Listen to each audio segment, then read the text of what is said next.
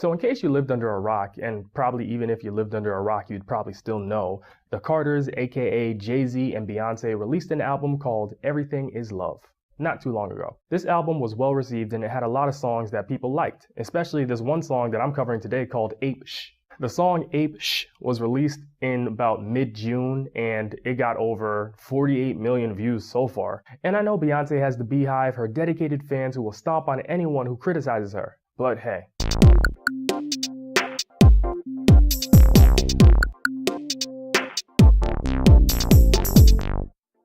So the song Apes was pretty much Jay-Z and Beyoncé's way of bragging about their lifestyle, talking about the different things that they have, and talking about what they're able to do. Can't believe we made it. Yeah! What I found interesting was a lyric that Beyoncé said towards the beginning of the song when she said, "We living lavish, I got expensive fabrics, I got expensive habits."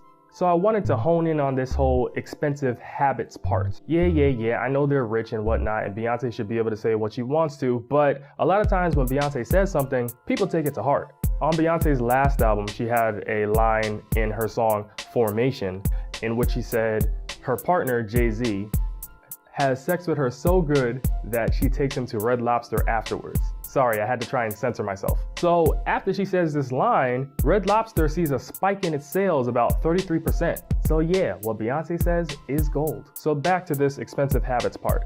If you have the money, obviously you should be able to buy expensive things. But if you don't have the money, maybe you should be a little bit more cautious. And I'm not trying to preach here, I'm just trying to help some of you out. I mean, when I was growing up, I came up in a place where there were some poorer people, there were some marginalized groups, and I found it funny that every time a new phone came out, they bought the new phone. Every time a new shoe came out, they bought the new expensive shoe. It just didn't make any sense. But hey, you only live once, right? And obviously you shouldn't hold on to money or just say, I need to save, but if you want to live a better quality life, especially later on, you might want to make better investments. So in this video, we're going to be talking about 4 expensive habits that maybe you should reconsider. Expensive habit number 1, eating out all the time. Yes, I know you might want to go out with your friends, you might want to have dinner at a fancy place once in a blue moon, but all the time, that adds up. Let's look at drinks for a minute. Let's say you buy a Corona at a restaurant. What's it cost you, like $5, $6, $7? But then if you go to a store, you can buy a whole pack for about $12. You see the difference in price there and how buying at the store would probably be more wise? And then we have food. Let's say you buy spaghetti bolognese at a restaurant. It's gonna cost you like what, $15, $16? But then if you go to the store, you can buy some spaghetti for $2 in the box. And then you can buy some pasta sauce for about $4 or $5, and then the extra ingredients, and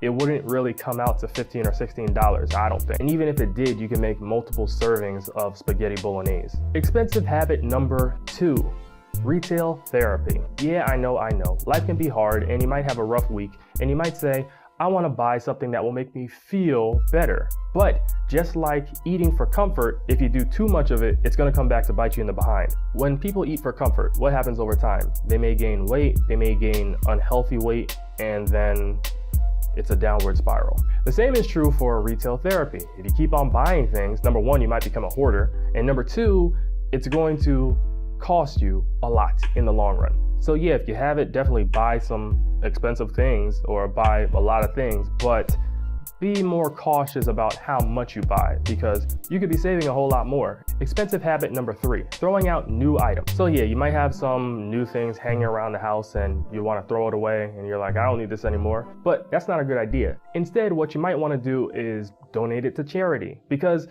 giving things to charity is obviously a good deed, and also you can write that off on your taxes. And finally, expensive habit number 4, buying a whole bunch of name brand items. So yeah, this might be a controversial point, but I'm still gonna talk about it. A lot of people think that name brand items are better quality and they can last longer, but that's not the case all of the time. Also, off-brand things and regular store items can be just as good. So I know we've seen the person that buys the Gucci purse for like $400 or $500 and it looks nice and it might be good quality, so we assume, but I'm sure you could buy something for like $50, $60 that's just as good and just as good quality. The same goes for food or regular items like petroleum jelly. We have Vaseline, and then we have like the CVS brand. And the CVS brand is just as good as Vaseline. But I'm not saying don't splurge. Obviously, you gotta treat yourself once in a blue moon, and it's nice to buy some expensive things, but don't make a habit of it because it's gonna hurt your pockets. Like, I remember this one story from some years ago where this kid in New York bought an expensive belt for like over $400 at a Barney's store.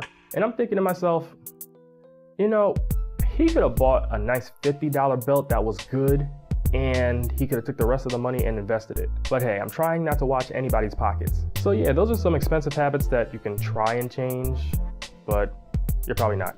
Anyways, that wraps it up for this episode of Ruining Your Faves. Make sure to like, comment, and subscribe, and I will see you later. Chemistry Productions.